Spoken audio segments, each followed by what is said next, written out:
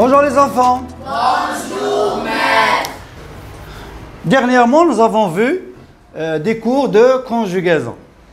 Et comme nous avons déjà vu et dit que la conjugaison est un rapport étroit, un grand rapport, une grande relation avec la grammaire. Si vous voulez, ils se complètent.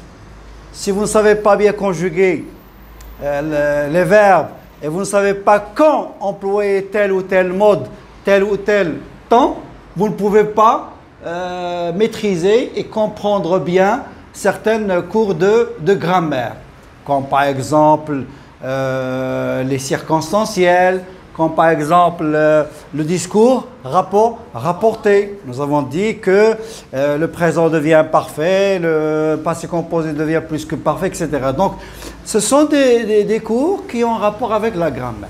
Donc, c'est ce que nous allons voir aujourd'hui. Nous allons voir le changement, les transformations des temps, surtout dans les phrases complexes. Et nous avons dit les phrases complexes se composent de quoi? De deux ou plusieurs phrases. Une phrase principale et une phrase subordonnée. Bien. Donc une phrase principale et une phrase subordonnée. Quand on dit phrase principale, ça veut dire c'est la première action, c'est l'événement le plus important. Je suis tombé, j'ai fait un accident, etc. Et on va savoir après pourquoi j'ai fait l'accident. Quelles sont les conséquences de cet accident? Donc, l'action ou l'événement important, c'est cela, la phrase principale. Et la phrase secondaire ou bien subordonnée, c'est celle qui vient après. Et on a dit subordonnée parce que subordonnée a le sens de lier. Donc, la subordonnée, il est lié à la phrase principale par un moyen, par un outil de subordination, un outil grammatique. Bien. Comme vous l'avez remarqué, j'ai écrit 6 catégories, 6 parties, si vous voulez, de phrases, 6 types de phrases. Bien. On va lire tout ça. Qu'est-ce qu'il dit? Oui? Elle était contente car elle avait réussi. Je lisais pendant que mon frère regardait la télé. Je lisais quand on frappa à la porte. Dès qu'il aura fermé la porte, il partira. Aussitôt qu'il avait dîné, il dormait. Je sais qu'il ment, je sais qu'il montait, je sais qu'il monterait. Qu'il monterait. Je veux que vous partiez. Si je travaille bien, je réussirai. Réussirai. Si j'avais bien travaillé, j'aurais réussi. Oui? Il était content car il avait réussi. Je lisais pendant que mon frère regardait la télé. Je lisais quand on frappait à la porte. Dès qu'il aura fermé la porte, il partira. Aussitôt qu'il avait dîné, il dormait. Je sais qu'il ment, je sais qu'il mentait, je sais qu'il menterait. Je veux que vous partiez. Si je travaille bien, je réussirai. Si j'avais bien travaillé, j'aurais réussi. Oui? Elle était contente car elle avait réussi. Je lisais pendant que mon frère regardait la télé. Je lisais quand on frappait à la porte. Dès qu'il aura fermé la porte, il partira. Aussitôt qu'il avait dîné, il dormait. Je sais qu'il ment, je sais qu'il mentait, je sais qu'il menterait. Je veux que vous partiez. Je travaille. Si je travaille bien. Si je travaille bien, je réussirai. Si j'avais bien travaillé, j'aurais réussi. Bien, ça va? Comme vous le savez, ce sont des phrases qui sont reliées par des outils grammaticaux, n'est-ce pas? Et certaines expriment des circonstanciels. Nous avons vu tout ça. L'importance aujourd'hui, ou bien l'essentiel aujourd'hui, c'est que nous allons voir comment on a relié ces phrases et quels sont les temps que nous avons utilisés, ou bien les modes. D'accord? Pourquoi le subjonctif? Pourquoi le conditionnel? Pourquoi le plus que parfait avec l'imparfait? Pourquoi le futur antérieur avec futur simple? Et dans le discours direct aussi, nous avons vu pourquoi certains temps changent, etc., se transforment, etc. D'accord? Mais avant de voir les détails, j'aimerais que vous me rappeliez les modes de la conjugaison. Nous avons l'indicatif, l'impératif, bravo, j'ai entendu autre chose. Donc, le subjonctif, le conditionnel, et l'infinitif, et le participe. Ce sont les modes que nous avons. Et chaque mode comporte des temps. L'indicatif 8 temps. Présent, passé composé, futur simple, futur antérieur, passé antérieur, passé simple, plus que parfait, imparfait. Et nous avons le subjonctif de temps important, parce qu'il y avait 4 temps, mais on n'utilisait plus les 2 autres. Donc on a le présent et le passé. Conditionnel présent et passé. Participe présent et passé. Infinitif présent et passé. Et l'impératif, bien sûr, il y avait 2. Présent et passé, mais maintenant on n'utilise que le présent de l'impératif. Bon, c'est ça, donc c'était un résumé de différents temps et modes de la conjugaison. Bien. Et nous avons dit aussi que chaque mode exprime que ce soit une réalité, etc. Exemple, nous avons dit que l'indicatif exprime la certitude. Nous avons dit le subjonctif et le conditionnel expriment l'incertitude. Bravo. Et l'infinitif, bien sûr, on l'utilise, que ce soit dans le but, etc., après un autre verbe, etc. Donc, il y a des règles que nous avons déjà vues. Bien. Alors, nous commençons par la première phrase. Quels sont les temps utilisés? L'imparfait. Et plus que parfait. C'est très bien. La question que vous allez poser, pourquoi l'imparfait, le plus que parfait? Pourquoi pas les 2? Bien. Mais on va voir si vous jetez un coup d'œil et vous réfléchissez un petit peu, vous allez trouver que les actions ne sont pas les mêmes et ne se passent pas en même temps. Donc, on est obligé de ne pas les employer en même temps. Alors, qu'est-ce qui peut m'expliquer ça? Alors, donc nous avons l'axe de le temps. Vous connaissez l'axe, on a déjà parlé de ça. L'axe de temps, c'est-à-dire où il y a tous les temps. Présent, donc vous avez présent, d'accord? Futur et passé, d'accord? Et ici, vous avez l'imparfait, plus que parfait, passé antérieur, passé simple, passé antérieur, etc. Ici, vous avez futur antérieur, etc., conditionnel, etc. Bien. Donc, si vous prenez l'axe de temps, vous allez trouver que nous avons « Elle était contente ». Est-ce qu'elle était tout le mois ou toute la semaine? Donc, elle était contente. Donc, pendant une période, bravo. Et pourquoi il avait? Parce que nous avons exprimé la cause. Donc, si vous voulez, elle était contente et avant, il y avait une cause. Car elle avait réussi. Voilà. Donc, si vous voulez le plus que parfait, il vient avant. D'accord? Avant. Bah, si vous voulez le plus que parfait, c'est la raison. C'est la cause du fait qu'il soit content. C'est pourquoi nous avons ici le plus que parfait avec l'imparfait. D'accord? C'est comme si, facilitons les choses, aujourd'hui, j'ai réussi, n'est-ce pas? Donc demain, je serai content. Ou après, ou à partir de maintenant, je suis content. Mais avant, j'ai réussi. Donc si vous voulez, il y a une action qui se passe avant l'autre. C'est pourquoi j'ai employé l'imparfait et le plus que parfait. Donc, c'est ce qu'on appelle la concordance des temps. Si vous voulez, je vais expliquer ça. La concordance des temps. Bon, la concordance des temps, si vous voulez, c'est une correspondance. C'est une correspondance, comme la lettre que vous écrivez. C'est une correspondance entre vous, votre ami, entre vous et les parents, les directeurs, etc. C'est une correspondance. C'est une relation, si vous voulez. Alors, cette correspondance, cette relation doit être bien faite, correcte, précise. Donc il faut respecter les règles de cette correspondance. D'accord? Ou les conditions de cette correspondance.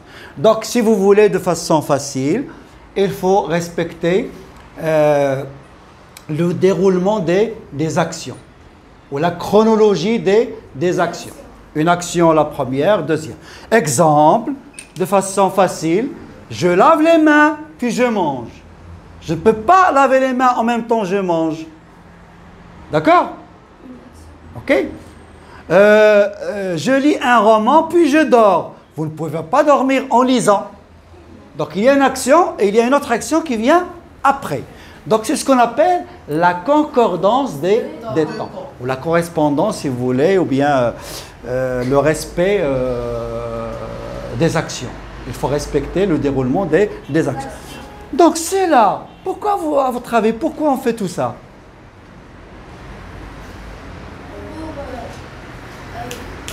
Pourquoi on fait tout ça? Pour les utiliser où? Ou quand? Dans la production écrite. Comme ça, lorsque vous êtes en train d'écrire un texte, il faut penser à tout ça.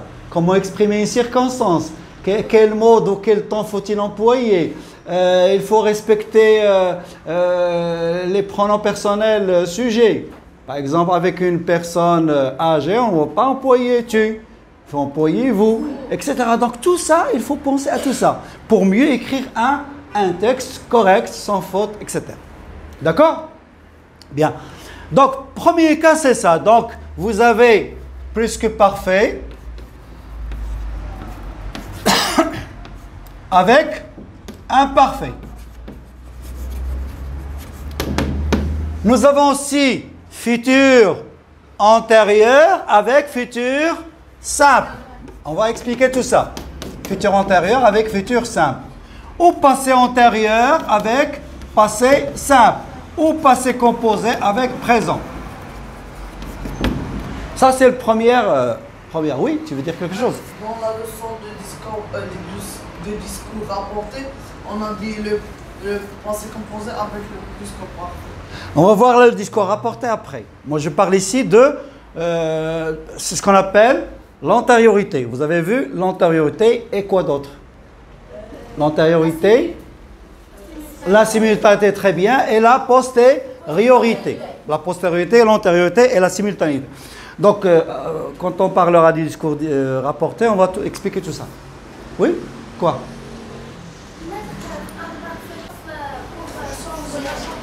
Ah non, non, non. Il ne faut pas changer. Si vous changez avec le subordonnant.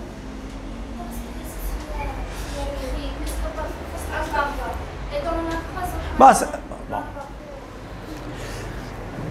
J'ai dit qu'il faut changer pas seulement les temps. Et si vous changez les temps, vous changez aussi l'ordre des phrases. Hein? Moi, je parle de déroulement des actions. D'accord? Bon. Bon, si vous voulez ici, vous avez ici, pourquoi? Vous avez ici des temps composés et des temps simples. Donc, je ne peux pas inverser les deux. Mais dans la phrase, c'est autre chose. Parce que je m'exprime de plusieurs façons. Je peux dire, je lisais pendant que mon frère regardait tout le film. Ou je peux dire, pendant que mon frère lisait, je regardais la télé, je lisais. Donc vous pouvez changer les ordres de phrases. Donc c'est autre chose. Bien. Je continue. Donc si vous voulez, ce tableau, si vous voulez, vous avez des temps composés, des temps simples. Parce que les temps composés se passent avant les temps simples. Bien. Nous avons ici, je lisais pendant que mon frère regardait. C'est quel temps? Je lisais, regardais. Donc nous avons le même temps, c'est-à-dire l'imparfait. Pourquoi à votre avis? Parce que c'est deux actions Parce qu'ils se passent en même temps. Donc les deux actions se sont simultanées. Ce sont deux actions simultanées. Donc ici vous avez l'antériorité. Et vous avez ici la simultanéité. C'est-à-dire, nous avons imparfait avec imparfait. Futur avec futur. Voilà, futur avec futur, etc. Donc les mêmes temps. La différence, nous avons dit, quand on a parlé des passés simples et l'imparfait, la différence c'est quoi? Qu'est-ce qu'on a dit? La différence. Action longue. Voilà, l'imparfait, action longue, et passé simple, action courte. Voilà. Donc ici, vous avez remarqué, j'ai écrit deux phrases. Je lisais pendant que mon frère regardait l'imparfait, imparfait. Par contre, ici, je dis je lisais quand on frappe pas. Qu'est-ce qui peut m'expliquer la différence? Qu'est-ce qui peut m'expliquer la différence? Ben, Oui? regarder la télé, c'est une action longue. Voilà. Et frapper à la porte, c'est une Action rapide. Donc, si vous voulez, nous avons l'axe de temps toujours. Nous avons l'imparfait. Bon, c'est-à-dire, je dormais entre, je sais pas, entre 8h et 8h. Entre 8h du soir et 8h du matin, par exemple. Mais à l'intérieur de cette période, il y a eu quelque chose. C'est-à-dire, on a frappé à la porte. Donc, ce sont deux actions simultanées. L'une est lente et l'autre est rapide. Voilà. Vous avez compris pourquoi? Donc, c'est ça. Vous avez compris ce que je veux dire, la concordance des temps. Il faut respecter, il faut savoir ce que vous disiez, ce que vous écrivez. Bon. Donc, on peut dire plus que parfait, imparfait. D'accord? Ou bien, nous avons ici imparfait, en même temps, passé simple. Hein? Imparfait, imparfait, ou bien imparfait, passé simple. Des questions? Je passe. Bien. Troisième exemple. Dès qu'il aura fermé, il partira. Donc la même chose ici, c'est que nous avons une action comme le premier cas. D'accord? Bien. Dès qu'il aura, ça veut dire une fois ou après. Dès qu'il aura fermé, j'ai employé le futur antérieur et il partira futur simple. Pourquoi? Parce que toujours dans l'axe de temps, nous avons une action aura fermé. Est-ce qu'il se passe en même temps? Il va partir en fermant. Non. Il ferme, puis il part. Donc, il y a une action, première action, et nous avons deuxième action, partira. C'est pourquoi nous avons employé ici futur antérieur et ici futur simple. Concordance des temps. Première action. Donc, si vous voulez cette action où il y a le subordonnant, elle est antérieure. C'est ce qui se passe là, la première. Donc, il aura fermé la porte, il partira. D'accord? C'est la première action. Et ici, nous avons la deuxième action. Donc, si vous voulez, la première action, elle est antérieure par rapport à la deuxième. La même chose ici. Dès que, c'est la même chose que aussitôt que. C'est la même chose. Dès qu'il avait dîné, il dormait. Donc, nous avons respecté l'imparfait avec plus que parfait. Dès qu'il avait dîné, il mange tout d'abord, puis il dormait. Donc, plus que parfait et imparfait. D'accord? Voilà. Des questions? Jusque-là, c'est clair. Des remarques? Non. Bien. Nous allons voir un autre cas. Dans les complétifs, on appelle ça des complétifs par que. Ce sont des complétifs par que. Je pense que, je crois que, je souhaite que, si je complète. Pourquoi on l'appelait complétif? Parce qu'il complète. Je sais quoi? Qu'il monte. Donc, il complète. Donc, qu'il complète. Qu'il monte et complète le sens du verbe. La même chose pour les autres. C'est un complétif par que. Tu veux dire quelque chose? Dans le troisième rôle. Dans le 3, oui? Dès qu'il fermait la porte. Dès qu'il aura. Dès qu'il aura fermé la porte. Mhm. Et il fermait la porte, en même temps il partira. Non, c'est après. Il ferme la porte après. Tu vas faire comme ça. Impossible. Donc tu fermes la porte, puis tu pars. On ne peut pas faire les deux en même temps. C'est comme si tu laves les mains et tu manges en même temps. Bon, d'accord? Tu vas faire comme ça, fermer la porte et partir. Impossible. Donc ce ne sont pas des actions qui se passent en même temps. Action, puis une autre action. C'est clair? Bien. Bon, comme vous l'avez remarqué, c'est la même phrase. Qu'est-ce qui a changé? Nous avons ici présent, présent et présent. Par contre, ici, j'ai présent, imparfait et conditionnel passé. Bon, qui est-ce qui peut m'expliquer la différence? Comme j'ai dit tout à l'heure, il faut savoir ce que vous disiez, ce que vous écrivez. Alors, concernant le présent, c'est ce que j'ai dit. Non, j'ai dit présent, mais c'est pas grave. Oui. Alors, la différence. Je sais qu'il ment maintenant. Hein? Je le vois dans les yeux, je sais qu'il ment. Alors, en même temps, il parle et je sais qu'il ment. Donc, vous avez ici deux actions qui se passent en même temps. Bon, la deuxième phrase, je sais qu'il mentait. Quand est-ce qu'il a menté? Hier. Donc, je sais maintenant qu'il mentait. Avant, je ne savais pas. Mais maintenant, je suis sûr, je sais maintenant qu'il avait monté ou bien qu'il montait. La même chose ici, je sais, c'est-à-dire que je le connais bien. Hein? Peut-être la police va lui poser des questions, peut-être le directeur va lui poser des questions et je sais qu'il va mentir. Donc, c'est une action qui est future. Donc, si vous voulez, d'après ce que vous voulez dire, que ce soit la deuxième action, c'est une action présente, ou bien dans le passé, ou bien dans le futur. Donc, ça dépend de ce que vous voulez dire. Hein, je sais qu'il ment maintenant, je sais qu'il mentait ou qu'il avait menté, donc les deux, qu'il avait menté ou bien qu'il mentait. C'est un menteur. Hein. Lorsque la police va lui poser des questions, il va mentir. Donc, je sais qu'il mentirait. Hein. Qu'il mentirait, pardon. Hein? Je sais qu'il mentirait. C'est le verbe mentir. D'accord? Bien. Des questions?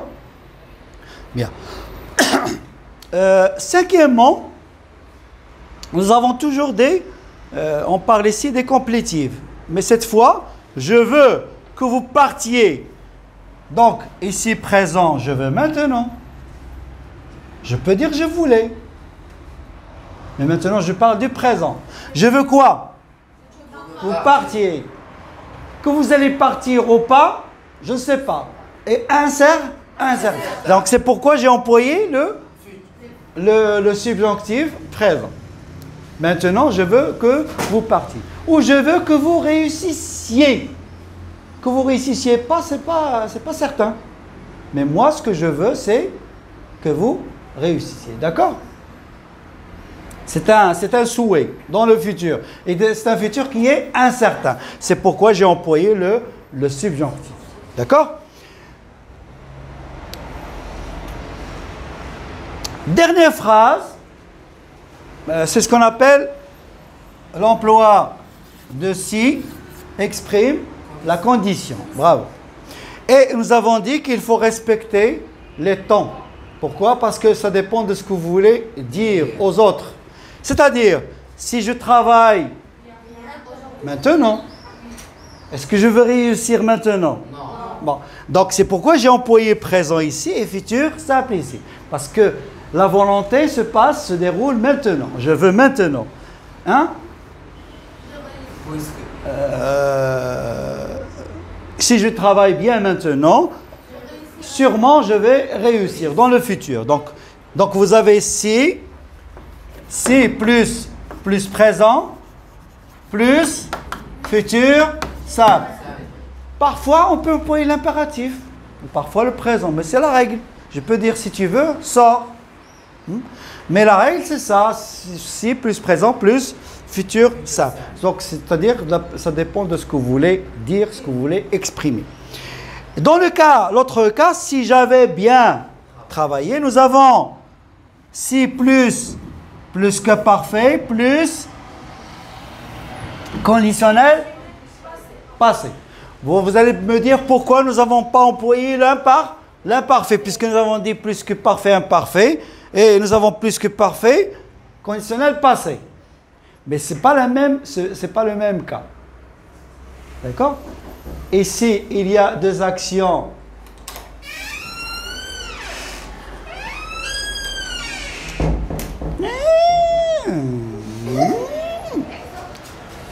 Je répète. C'est pas le même cas. Bon, ici, vous avez, si je travaille maintenant, je réussirai demain.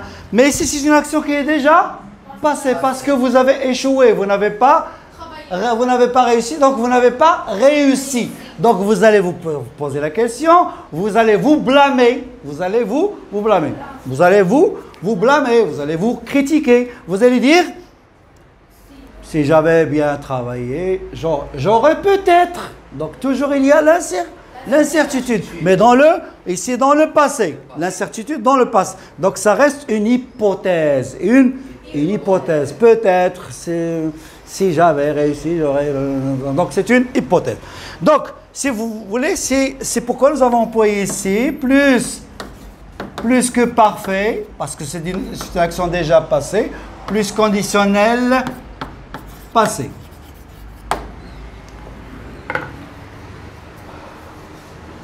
Il reste une chose, le discours rapporté que nous avons déjà vu. Exemple, il lui a dit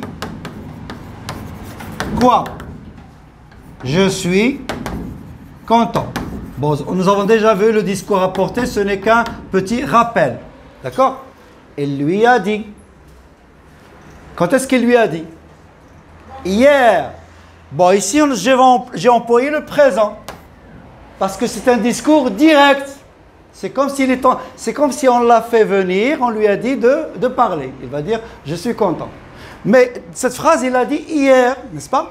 Donc, si vous mettez le discours, la phrase au discours rapporté, donc il y aura des transformations. Il va dire, voilà, il lui a dit, très bien, oui, qu'il était content. Pourquoi j'ai employé ici l'imparfait? Parce qu'il n'est pas content aujourd'hui. On parle d'hier, qu'il était hier content. Maintenant, je ne sais pas. Peut-être il est triste, peut-être il est tombé en panne, peut-être il n'a pas d'argent. Hein?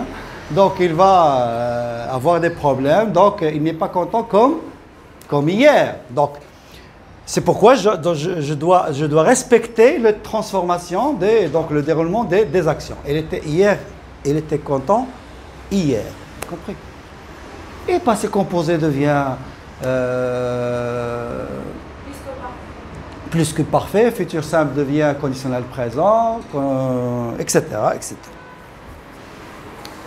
D'accord? Des questions? Des remarques? Pas de remarques? Eh bien, c'est bien, vous avez participé, vous avez essayé de comprendre. C'est pas facile, hein, mais c'est très bien. Bravo.